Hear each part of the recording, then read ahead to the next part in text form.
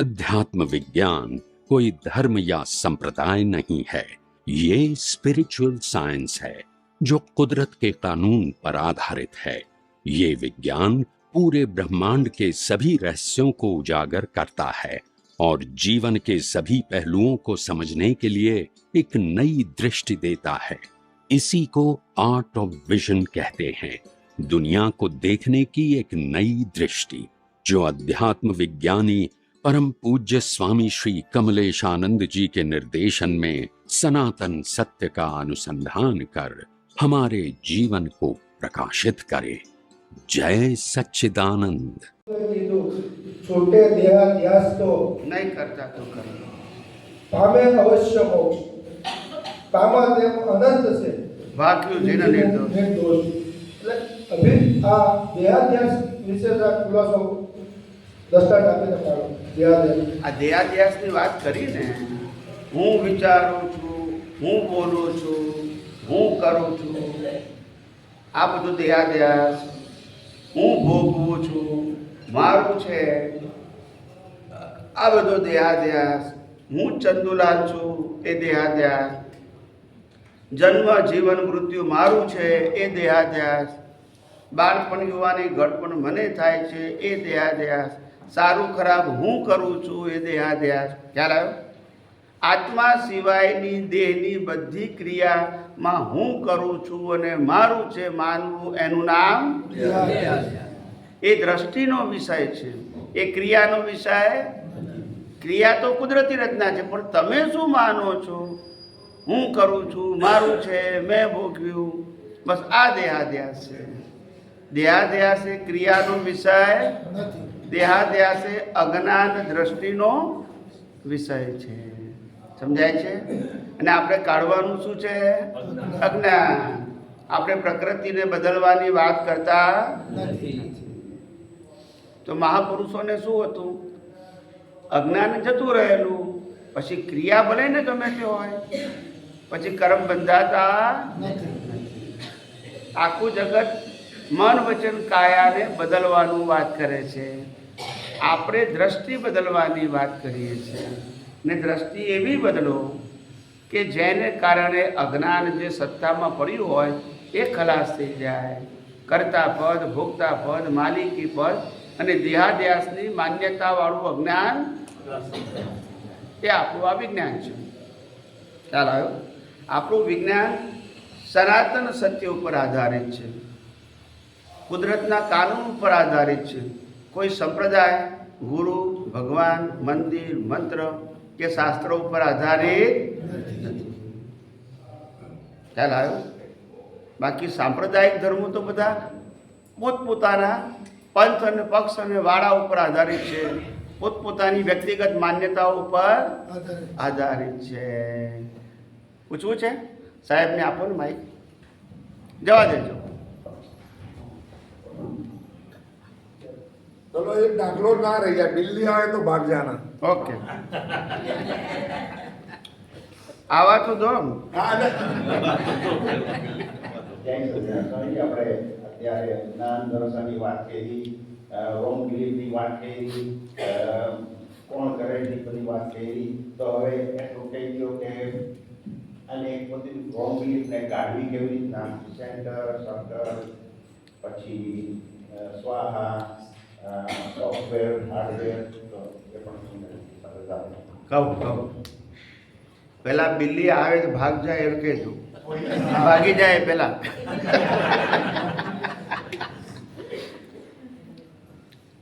એક વણિક શેઠ હતા, એને કોઈ બાળક નતા, એટલે એને પોપટ પાળ્યો હતો। શું પાળ્યો હતો? અને એને ચાંદીનું પિંજરું બનાવ્યું હતું, પૈસાની કોઈ કમી નથી, એટલે પોપટ માટે મોટું ચાંદીનું પિંજરું બનાવ્યું હતું, અંદર વાડકી વાડકી બધું ચાંદીનું। અને પોપટને પછી રોજ ખાવાનું આપે, સંગીત સંભળાવે, ધાર્મિક નવકાર મંત્ર સંભળાવે ને પોપટ ખુશ થઈ જાય। એકવાર શેઠ અને શેઠાણીને અઠવાડિયા સુધી બહારગામ જવાનો સંજોગ આવ્યો, 1 વીક। શેઠ કે હવે આ પોપટને હાચવે કોણ? અને કોકને આપી દો અને ના હાચવી શકે તો પોપટ મરી જાય. એટલે પોપટને શું કર્યું શેઠે કે હું એને ઘરમાં જ રાખીશ, પણ જ્ઞાન આપીને જઉં. શું આપીને જઉં? હા. તે રોજ જે પોપટને 108 વાર બોલાવે કે બિલ્લી આયે તો બિલ્લી આયે તો બિલ્લી આયે તો, એવું રોજ 108 વાર બોલાવે માળાના મણકાની જેમ. તે અઠવાડિયામાં પોપટ તૈયાર થઈ ગયો. જેવા શેઠને જુએ તરત બોલે બિલ્લી આયે તો બિલ્લી આયે તો. એટલે શેઠ સમજી ગયા કે હવે પોપટ તૈયાર થઈ ગયો છે. ખ્યાલ આવ્યો? એટલે શેઠે પછી જવાની બધી તૈયારી કરી. એટલે આખો રૂમ બંધ કરી નાખ્યો, ખાવાનું પાણી બધું ત્યાં મૂકી દીધું. સમજાય છે? અને પોપટને પણ ખુલ્લો મૂકી દીધો. પણ પહેલા જમાનામાં તો તમને ખબર છે, મકાનો અત્યારે જેમ રીતે ગ્લાસથી સીલ હતા એવા મકાનો સીલ નહોતા. મેઇન બારણાને જાળીઓ ને બધું હોય, પણ જાળીઓ એવી હોય કે એમાંથી પણ બિલ્લી આવી શકે. ધાબા ઉપરથી ચોકમાંથી પણ, કારણ કે મકાનો બધા મહેલ જેવા હોય ને, એ લોકોના વચ્ચેથી ખુલ્લો હોય, ચોકવાળા હોય, હવેલી જેવું કહેવાય. તે શેઠ ગયા, 1 દિવસ થયો, પોપટ તો ખાઈ પીને આનંદ કરે છે. 2 દિવસ થયા તોય આનંદ, 3 દિવસ થયા, 4 દિવસ થયા. 5મે દિવસે પેલી બિલ્લી આવી. ખ્યાલ આવ્યો? અને જેવી બિલ્લીને જોઈ પોપટે, એટલે પોપટ બોલવા માંડ્યો મોટેથી, બિલ્લી આયે તો બિલ્લી આયે તો બિલ્લી આયે તો, પણ ભાગ્યો. બોલો, બોલતા નથી. આનું નામ પોપટિયું ના. કરવાનું હતું એ ગોખી નાખ્યું. શું કરવું? ગોખી નાખ્યું. ભાગવાનું હતું એનું નામ ગોખી નાખ્યું.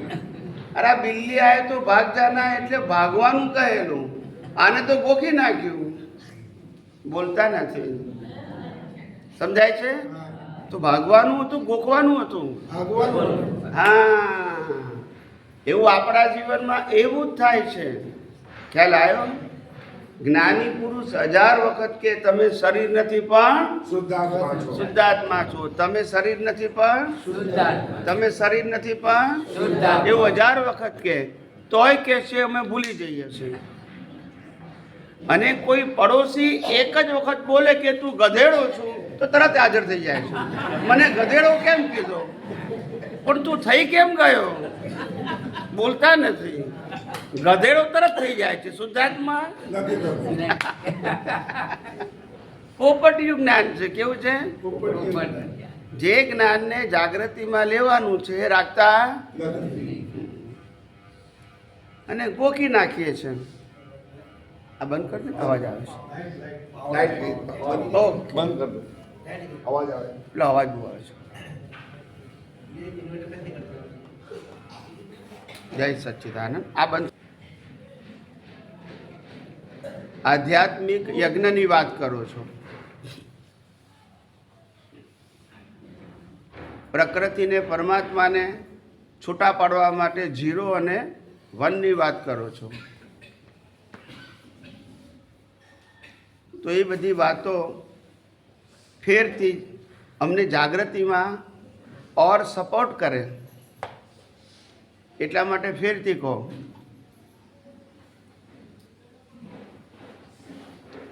તો આધ્યાત્મિક યજ્ઞ એટલે શું? મોટે ભાગે યજ્ઞમાં બધું સ્વાહા કરવાનું હોય. શું કરવાનું હોય? હા. અને સ્વાહા જે કરવામાં આવે યજ્ઞમાં, એ શું હોય છે? પહેલા જમાનામાં જવ ફેરથી પાકે નહીં, એવા જવ. ખ્યાલ આવ્યો? ખાવામાં કામ ના લાગે અને પાકે નહીં, એવા જવને શું કરવાના? સ્વાહા કરવાના. કામ લાગે એવા નહીં, તે યજ્ઞમાં સ્વાહા કરવાના. અને એના આધારે યજ્ઞ ચાલ્યા કરે. હવે બધા વાક્યો બોલે અંદર યજ્ઞમાં જે બોલે છે ને એ વાક્ય બોલે છે, પણ સ્વાહા જપ કરે છે. એનો મતલબ આ જે હું બોલું છું ને એને સ્વાહા કરું છું અને નિમિત્ત રૂપે હું જવ નાખું છું. આ આખી પદ્ધતિ હતી. સમજાય છે? બધી અજ્ઞાન માન્યતાઓને ભૂલોને બધી શું કરવાની? એમ આપણે અહીંયા આધ્યાત્મ યજ્ઞમાં જેટલી રોંગ બિલીફો છે, શું છે? એને શું કરવાની? બિલીફને સહા કરવાની, વસ્તુ કે વ્યક્તિને નહીં. સમજાય છે? કોઈ આપણને કે તમારું નામ ચંદુલાલ છે, ભલે શરીરનું નામ હોય, પણ કોઈ કે તમારું નામ ચંદુલાલ છે, તો આપણે અંદરથી બોલવાનું સ્વાહા, હું શુદ્ધાત્મા છું. આનું ચંદુલાલ છે, હું ચંદુલાલ નથી. કોઈ કે ચંદુલાલ બીમાર થઈ ગયા, તો આપણે અંદરથી બોલવાનું સ્વાહા, હું શુદ્ધાત્મા છું, હું બીમાર પડ્યો નથી.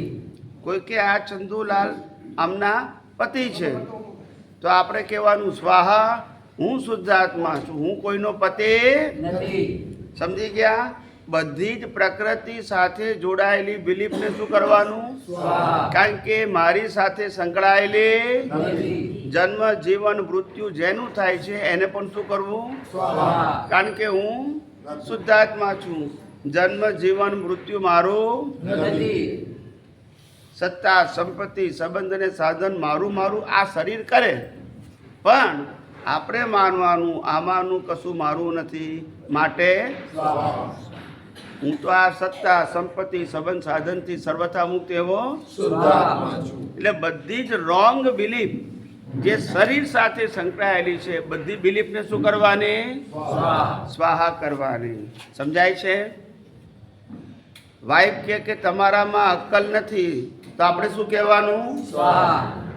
કારણ કે અક્કલ નથી એ પતિને કહે છે, હું કોઈનો પતિ નથી, હું તો માટે બિલીફને સમજી ગયા? સમજી ગયા કે નહીં? હા. તમામ પ્રકારની રિલેટિવ રોંગ બિલીફોને શું કરવાની? અને સ્વાહા બોલીને કરવાની, અંદર બોલવાનું. ક્યાં બોલવાનું? હા, બહાર બોલવાનું નહીં, નહીંતર ઊંધું થઈ જાય. ખ્યાલ આવ્યો? એટલે બહાર બોલીએ તો ઊંધું થઈ જાય.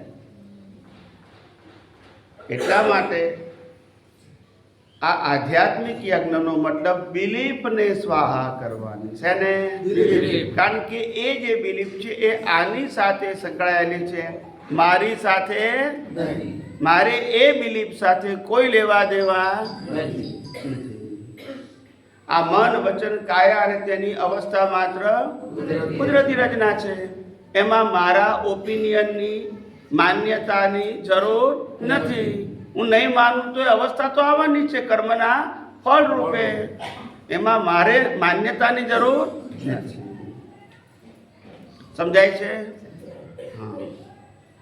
ઘણા લોકોને આ જ્ઞાન આપું ને, આ વિજ્ઞાનની વાત કરું ને, પછી એને લાગે કે સ્વામીજી હવે આ વિજ્ઞાન તો સમજવામાં સહેલું લાગે છે. કેવું લાગે છે?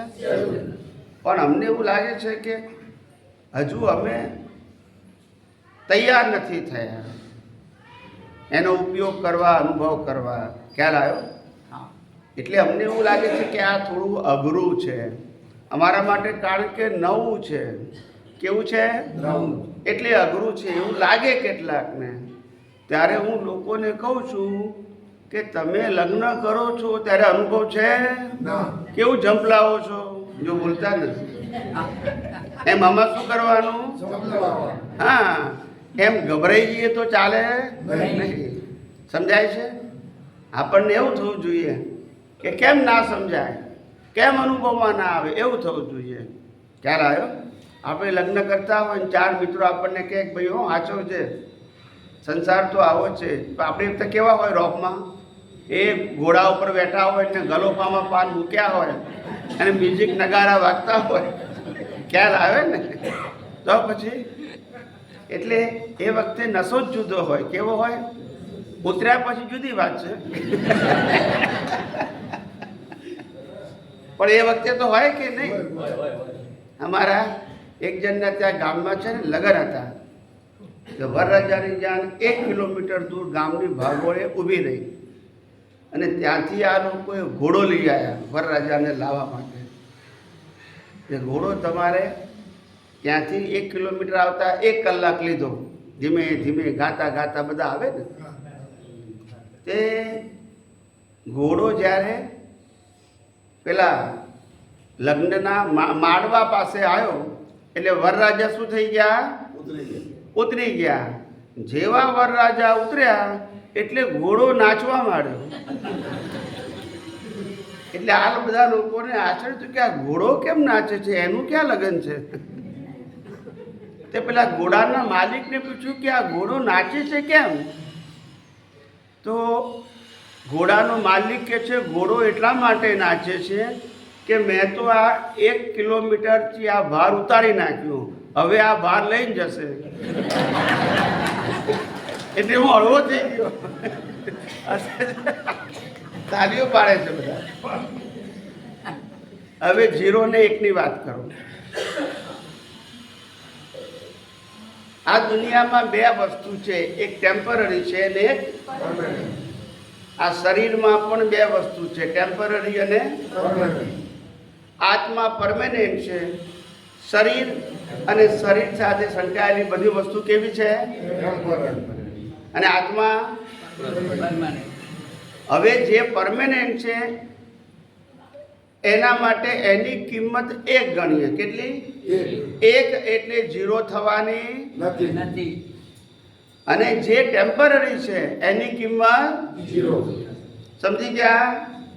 સમજી ગયા કે નહીં ભાઈઓ બધા, બહેનો બધા? ઓકે.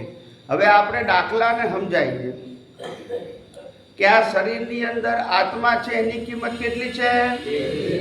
ક્યારે 0?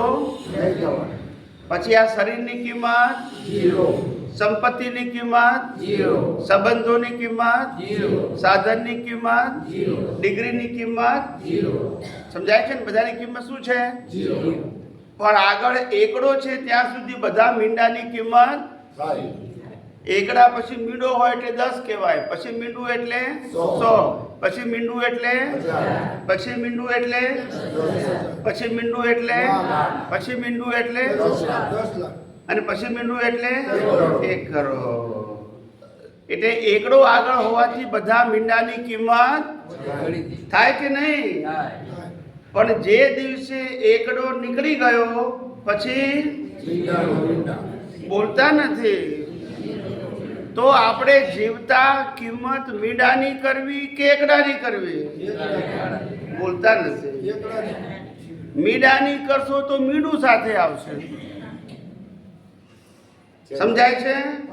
મારી વાત ગળે ઉતરે છે કે ભરાઈ જાય છે? બોલતા નથી. ભરાઈ જતી હોય તો પડી કે નાની વારી આપું? બરાબર? બધા આજે હસો છો ઓછું, કારણ કે ઘેર જવાનું છે એટલે.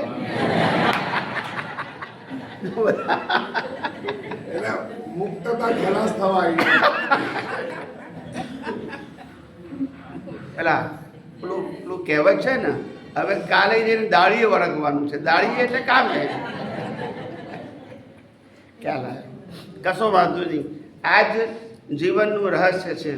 જેમ દિવસ હોય એમ રાત પણ, સુખ હોય એમ દુઃખ પણ, ગમતા સંજોગો હોય એમ ના ગમતા સંજોગો પણ. આ બધી વસ્તુ સામાન્ય છે અને આપણે એને બાયપાસ થતા જોતા આવડવું જોઈએ. ખરેખર તો જીવન પસાર થઈ રહ્યું છે, આપણે એમ માનીએ છીએ કે હું પસાર કરી રહ્યો છું. બસ એ જ અજ્ઞાન છે. એ જ હું કરું એ જ અજ્ઞાન. એટલે માણસને બોજો લઈને જીવવાની ટેવ પડી ગઈ છે. શરીર જ કુદરતનું છે. હવા પાણી ખોરાક પણ, કરવાના ભોગવવાના સંજોગો પણ, શક્તિ પણ. આપણને ટેન્શન છે નું? બોલતા નથી. એક ભાઈ કે સ્વામીજી મને 2 કરોડ રૂપિયાનું નુકસાન ગયું સ્ટોક માર્કેટમાં, એટલે મને ઊંઘ નથી આવતી. શું કહે છે? મેં કહું પહેલા આપ્યા પછી ગયા ને કે લઈને આવ્યો તો? બોલતા નથી. લઈને આવ્યા હતા? તો સસ્તી એને આપી ને જવાના સંજોગે આપણે શું લાયા હતા તે ગયું આપણું. સમજાય છે કે નહીં? માટે આ દુનિયા આવી છે, કુદરત જ બધું આપે છે, કુદરત ચલાવે છે અને છેલ્લે કુદરતની પાસે. માટે બહુ ટેન્શન કરવાની જરૂર નથી. બી રિલેક્સ, રિલેક્સ થઈને જીવો. બી પ્રેક્ટિકલ, વાસ્તવિકતાને સમજવા પ્રયત્ન કરો અને દરેક સંજોગો પસાર થઈ રહ્યા છે એમ જુઓ. હું પસાર કરી રહ્યો છું એવા બોજા સાથે ના જીવો. અને બીજું, આજે 1 માર્ચ થઈ ને, 1 માર્ચ 2026, આપણે બધા 28 ફેબ્રુઆરી 2026 અને પહેલાના સમય માટે આપણે બધા એક્સપાયર થઈ જ ગયા છે. શું કીધું?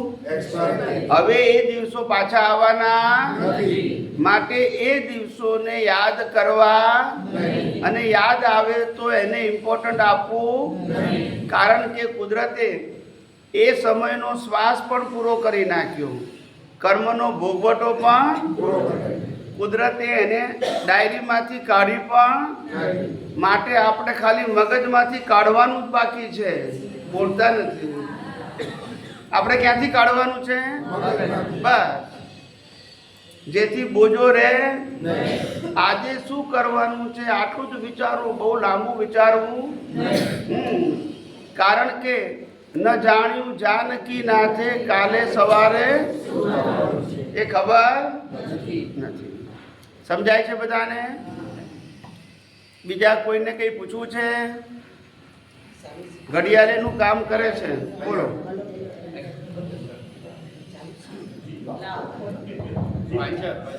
જય સચિદાનંદ. જય સચ્ચિદાનંદ. મોટી મોટી પ્રણામ આપણા સૂચનોમાં.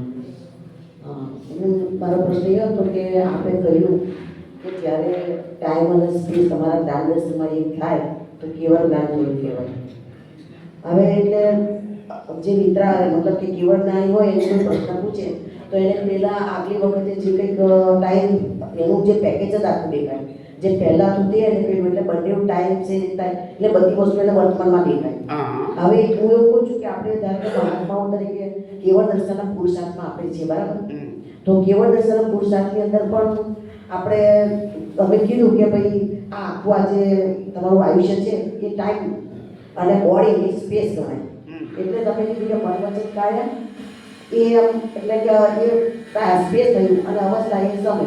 એ જો તમે કુદરતના જુઓ તો તમારું કેવળ એ મતલબ કે કેવળ જ્ઞાનનો જતા પુરુષાર્થ થઈ ગયો કેવળ છે, કેવળ દર્શન. હા, એટલે કેવળ દર્શનમાં તમે અમને આજ વસ્તુ આપો છો. હા, એટલે એ બધું એ અવસ્થા રૂપે તમે જુઓ છો, સ્થૂળ અવસ્થા. અચ્છા, પેલું તત્વની વાત છે જે યુનિવર્સલ આખું દેખાય.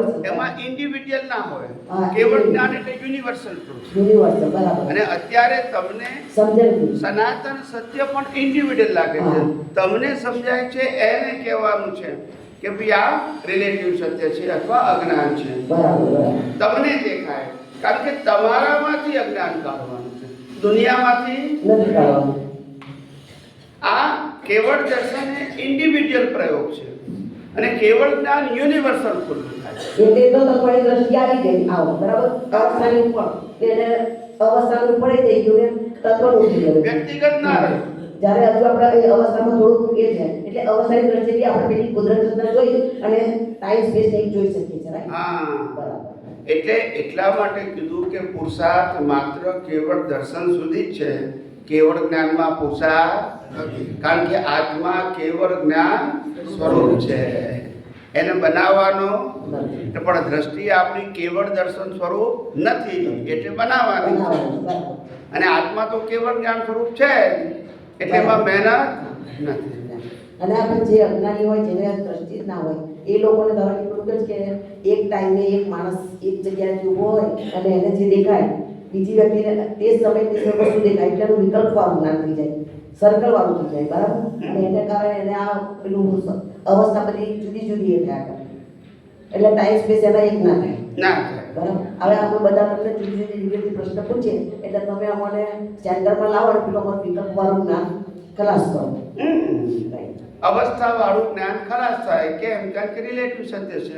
પણ રિલેટિવ સત્ય માનવાનું કઈ રીતે કે કુદરતી રચના જોઈને માટે ઓપિનિયનની જરૂર નથી. અવસ્થા સારી છે, ખરાબ છે, મારી છે, તારી છે, ગમતી છે, ના ગમતી છે, લાભવાળી છે, નુકસાનવાળી છે, એ બધું રહે નહીં. અવસ્થા માત્ર કુદરતી રચના. એટલે કુદરતી રચના જોવાથી એ અવસ્થા પાછળ રહેલી જે ડિસ્ચાર્જ બિલીફ છે એ ત્યાં ઓગળી જાય બરાબર. એટલે અજ્ઞાન આગળ જાય નહીં. એટલે અત્યારે તમે કેવળ જ્ઞાન પુરુષાર્થ બી કે હા કેવળ દર્શનનો પુરુષાર્થ. કેવળ દર્શન પુરુષાર્થ છે પણ પેલી દ્રષ્ટિ રાખે છે એટલે હું છેલ્લે કેવળ જ્ઞાન આવશે પણ અત્યારે પુરુષાર્થમાં કેવળ દર્શન સુધીનો છે. ખ્યાલ આવે ને? કેવળ જ્ઞાનનો પુરુષાર્થ ક્યારે કહેવાય કે કેવળ જ્ઞાન પ્રાપ્ત કરવાનું હોય તો એ તો છે. આજે એક જણના ફાધરે 1 કિલો સોનું લોકરમાં મૂક્યું છે. ક્યાં મૂક્યું છે? હા. અને લોકરની અંદર બાપાનું પણ નામ છે અને છોકરાનું પણ નામ છે. ખ્યાલ આવ્યો? હવે બાપા મરી ગયા અને છોકરા પાસે જે કંઈ પૈસા હતા એ બધા ખલાસ થઈ ગયા. હવે ઘર કેમ ચલાવવું? તો એને યાદ આવ્યું કે મારા ફાધરે લોકરમાં 1 કિલો સોનું મૂક્યું છે. હવે એ તો છે નહીં એટલે મારું જ છે ને. પણ હવે 1 કિલો સોનું લેવા માટે બેંકમાં જઈને લોકરની ચાવી લઈ જાઓ એટલે 1 કિલો સોનું. હવે સોનું મેળવવા માટે પૈસા કમાવાની જરૂર નથી કારણ કે છે. શું છે? છે.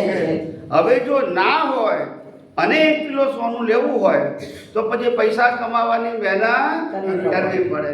એમ આત્મા કેવળ જ્ઞાન સ્વરૂપ છે માટે ત્યાં મહેનત નથી. પણ દ્રષ્ટિ કેવળ દર્શન સ્વરૂપ નથી એટલે એ કેવળ દર્શન નહીં થાય, અજ્ઞાન નહીં નીકળે ત્યાં સુધી આત્માનો અનુભવ. એટલે મહેનત કેવળ બીજો પ્રશ્ન પૂછી શકું? હા બોલો. આપણે દાદાના 2 શબ્દો હતા, એક અસંયમની પૂજા અને ગીતાસન. એ વિશે જરા કહો. અસંયતી પૂજા એટલે સંસારી રહેશે. સંસારી વિશે. હા. અસંયતી સંયતિ એટલે દીક્ષા. દીક્ષા ત્યાગ ભગવા જે પોતે એને સંયતિ કહેવાય અને અસંયતિ કહેવાય. સંસારી વેસે હોય ને અસંયતિ પૂજા. એટલે સંસારી વિષય હોય તો એની મોક્ષ થઈ શકે એવું એમ કે હા, હા. મોક્ષ પણ એ પામી શકે. પણ સંસારી વેસે પણ એમને જ્ઞાન પ્રવર્તાવ્યું, અનુભવ્યું ખરું અને બીજાને વહેંચ્યું પણ. બરાબર. એટલે બીજું શબ્દ ગીતાશ્ચર્ય. હે ગીતાશ્ચર્ય. દીઠ આશ્ચર્ય. ગીત આશ્ચર્ય એટલે શું છે કે આ કળિયુગની અંદર સામાન્યતઃ દરેક વ્યક્તિ બોર્ડવાળા વ્યક્તિને જ ગુરુ તરીકે માનતા હોય. બોર્ડ એટલે ટ્રેડિશનલ ડ્રેસ. ભાઈ ભગવા જોઈએ, સફેદ જોઈએ. ખ્યાલ આવ્યો? અમુક ડ્રેસમાં હોય તો જ આપણે એને ગુરુ માનીએ. પણ આ તો સંસારી વેશે આટલું જ્ઞાન ખુલ્લું થયું એ ગીઢ આશ્ચર્ય છે. નહીંતર આ વેશે ખુલ્લું થાય નહીં. આખી લીટી બોલો. કઈ એ વાક્ય એ શબ્દ બોલે ના, એટલે એ શબ્દ જ મને એના વિશે જ મારે જાણવું છે. એમ નહીં પણ એ શબ્દની પાછળ લીટી શું છે? કોઈ લીટી મને નથી ખબર પણ આ 2 શબ્દો મને ખબર છે. આખી લીટી બોલે તો તમને સમજાવો કે આ લીટીમાં શબ્દ કેમ આવ્યો એમ કહું છું. પદમાં છે કે હા યાદ નહીં આવે. તો પછી બોલો. પણ આપણું અત્યારે જ્યાં તમે જે આપી છે આર્ટ ઓફ વિઝનવાળી દ્રષ્ટિ એ પણ ગીતાશ્ચર્ય જ કહેવાય ને, જ્યાં સનાતન વિજ્ઞાન તમારું ઓપન થયું દર્શન. આ તો કુદરતી જ છે ને. અમે ક્યાં કહીએ છીએ કે અમારી મહેનતથી થયું? આ બટ નેચરલ જ છે. આખી તપ કરવાથી, જપ કરવાથી, ઉપવાસ કરવાથી થયું નથી. આ કેટલા અવતારની ડેવલપમેન્ટની પ્રોસેસથી આ ખુલ્લું થયું છે. સમજાય છે? હા. આખી ચમત્કાર નથી થયો. આ પ્રોસેસ છે. શું છે? અને માટે તમને પણ બધાને કહું છું કે આમાં ગોખવા કરતાં તમારી દ્રષ્ટિ સાયન્ટિફિક બનાવજો તો તમે સાયન્ટિસ્ટ છો. સાયન્સને માત્ર ગોખવું, ઉપયોગ કરવો, એટલે ઉપયોગ એટલે બોલવું, એ સાયન્ટિસ્ટ નથી. તમારી દ્રષ્ટિ દિવસે દિવસે સાયન્ટિફિક બનાવો એટલે તમને સાયન્સ દેખાવું જોઈએ, બોલવાનું નહીં, દેખાવું જોઈએ. સમજાય છે? હા, તો તમે સાયન્ટિસ્ટ છો. એ તો પ્રયોગ તો કરો જ છે ને સર. હા, પ્રયોગ તો બી છે. એટલે પ્રયોગ અગત્યનો છે. શું છે? પ્રયોગ. પ્રયોગ. ખ્યાલ આવ્યો ને? એટલે જેમ જેમ પ્રયોગ થતો જશે તેમ તેમ તમારી દ્રષ્ટિ વિજ્ઞાનમય થશે. પ્રયોગના એક બે દાખલા આપો. હે? પ્રયોગના એક બે દાખલા. આ તમે જેટલી જેટલી અવસ્થાઓને શુદ્ધાત્મા પદના લક્ષ્ય સાથે અવસ્થાને કુદરતી રચના જોશો એ તમારો પ્રયોગ શુદ્ધ થઈ ગયો. જે એ અવસ્થાનો કુદરતી રચના દેખાવી જોઈએ દ્રષ્ટિમાં. આપણે લઈને આવેલા બળ, બુદ્ધિ, ચિત્ત, અહંકાર તેઓ કહેશે મેં કર્યું, તે કર્યું, ફાયદો થયો, નુકસાન થયો. પરિણામવાળો ભાગ તો બોલશે જ બધું, કારણ કે પરિણામ છે, એમાં કોઈનું ચાલે નહીં. પણ એ બધા પરિણામવાળા મનને, મન, બુદ્ધિ, ચિત્ત, અહંકારને, પરિણામવાળી સ્પીચને, પરિણામવાળી એક્શનને અને પરિણામવાળા સામે વ્યક્તિના બિહેવિયરને, આ આખા પેકેજને કુદરતી રચના જોવું અને શુદ્ધાત્મા શું તે લક્ષ્ય રાખવું એ જ આપણા પ્રયોગની સફળતાનું કારણ છે. પ્રયોગની સફળતા ખ્યાલ આવે ને? કારણ કે આધ્યાત્મમાં ક્રિયા ના હોય, આધ્યાત્મના માર્ગમાં એક્સરસાઇઝ ના હોય, આધ્યાત્મમાં એક્સપેરિમેન્ટ હોય. કારણ કે એમાં કશું મેળવવાનું, ગુમાવવાનું, એક્સરસાઇઝમાં મેળવવાનું, ગુમાવવાનું છે કે મહેનત પછી મને આ મળશે અને મહેનત નહીં કરું તો આ નુકસાન થશે. જ્યારે અહીંયા શું છે? મેળવવાનું, ગુમાવવાનું નથી. જે બની રહ્યું છે એને પ્રયોગમાં એવું જોવાનું કે આ જે બની રહ્યું છે એ સાયન્ટિફિક સર્કમસ્ટાન્શિયલ એવિડન્સ છે, અવસ્થા માત્ર બસ. જેથી કોઈના માટે, પોતાના માટે નહીં અને પારકા માટે બ્લેમ અને ક્લેમ ના. પોતાના પ્રકૃતિને પણ ડિગ્રેડ નહીં કરવાની અને સામેવાળાની પ્રકૃતિને પણ ડિગ્રેડ નહીં કરવાની. બંને પ્રકૃતિ કુદરતી રચના છે. આનું નામ સાયન્સ. આ તો કે મારી ભૂલ છે તો તે કરેક્ટ નથી. કારણ કે આ શરીરની તો ભૂલ છે જ નહીં, તો મારી એટલે કોની? સમજાય છે કે નહીં? આ શરીર તો કર્મ ભોગવવાનું એ ભૂલ કરી શકે નહીં. પણ આપણે શું કહેતા હતા? મારી ભૂલ છે. બસ એ સમજણ કરેક્ટ ધાર્મિક હતી, આધ્યાત્મિક નથી. આધ્યાત્મમાં તો પોતાના મન વચન કાયા અને સામેના મન વચન કાયા એની બધી અવસ્થા માત્ર આટલું જોયું એટલે આપણે કુદરતની એક્ઝામમાં આપણે આ સંસારમાં ભટકવાનું એક જ કારણ છે કે આપણે કેવળ ચેતન, અવિનાશી અને અનંત શક્તિવાળા એવા શુદ્ધ આત્મા જ છીએ, બીજું કશું નથી. અને શુદ્ધાત્મા સિવાયની મન વચન કાયા તેની અવસ્થા અને 5 જ્ઞાનેન્દ્રિયોથી અનુભવાતી સમગ્ર સૃષ્ટિ એ બધું કુદરતનું હતું, કુદરતનું છે અને કુદરતની પાસે રહેશે. એ છે એને આપણે ખાલી જોવાનું છે. શું કરવાનું છે? જોવાનું. બસ. સમજાય છે? જોયું એટલે આપણે પરીક્ષામાં પાસ. બીજું કંઈ કરવાનું નથી. બદલવાનું, ફેરવવાનું, સુધારવાનું. નથી. કુદરત કે છે જ્યાં સુધી આ પ્રકૃતિ પાસે જે કંઈ પણ છે વિચાર રૂપે, વાણી રૂપે, વર્તન રૂપે અને અવસ્થા રૂપે જે કંઈ પણ છે એ બધું જ મારું છે એવું કુદરત કહે છે. પણ જ્યાં સુધી મારું છે એવું તું માનીશ કે મારું છે ત્યાં સુધી માર ખાવાનો છે. તું આત્મા સિવાય કશું હતો નહીં, છે નહીં અને રહેવાનો પણ નથી. એ તું આજે સ્વીકારે કે લાખ અવતાર માર ખાધા પછી સ્વીકારે? આ જ સનાતન સત્ય છે અને આ જ સનાતન ધર્મ છે અને આ જ સનાતન દ્રષ્ટિ છે. આ દ્રષ્ટિ નહીં આવે ત્યાં સુધી તું ગમે તેને ભજીશ પણ તોય જન્મ મરણના ચક્કરમાં ભટકવું જ. પછી એ પુણ્ય રૂપે હોય કે પાપ રૂપે હોય. સમજાય છે? કારણ કે પાપ અને પુણ્ય બંને અજ્ઞાનથી બંધાય છે. શેનાથી બંધાય છે? અને કર્મ ક્યારે ના બંધાય? તો કે અજ્ઞાન ના હોય. તો અજ્ઞાન ક્યારે ના હોય? તો કે અવસ્થા માત્ર કુદરતી રચના જુએ તો અને શુદ્ધાત્માનું લક્ષ્ય રાખે તો નવા કર્મ એમાં કોઈ વિશિષ્ટ પ્રકારના પ્રયોગની ક્રિયાની જરૂર નથી. સમજી ગયા? કોઈને હવે પૂછવું છે કઈ? જય સચ્ચિદાનંદ. જય સચ્ચિદાનંદ. કોટી કોટી વંદન.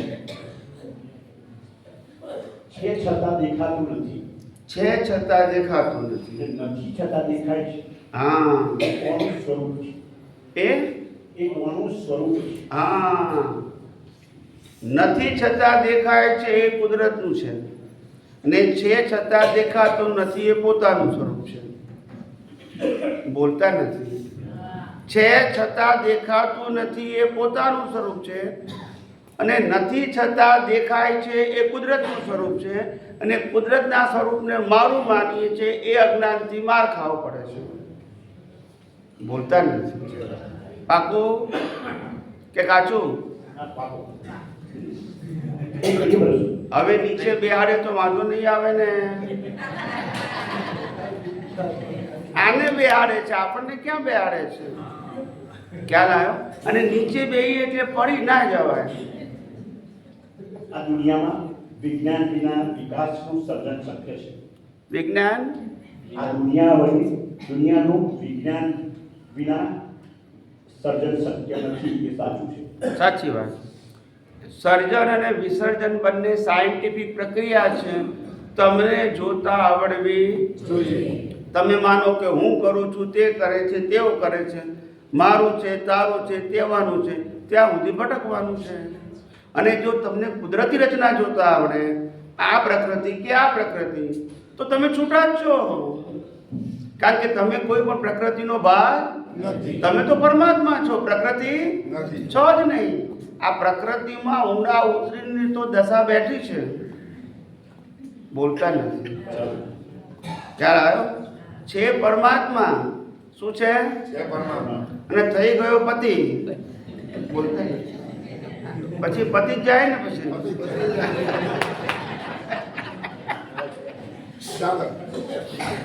ચાલો બીજા કોઈને પૂછવું છે કઈ?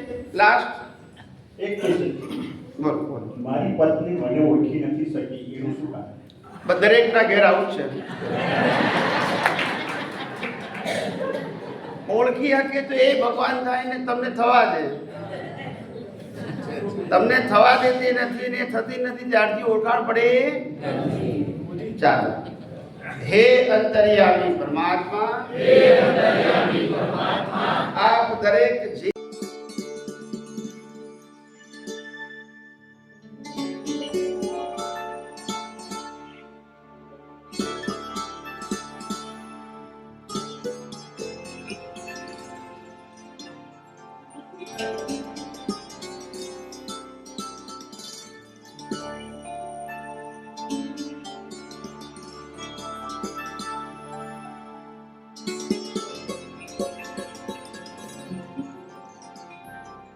Thank you.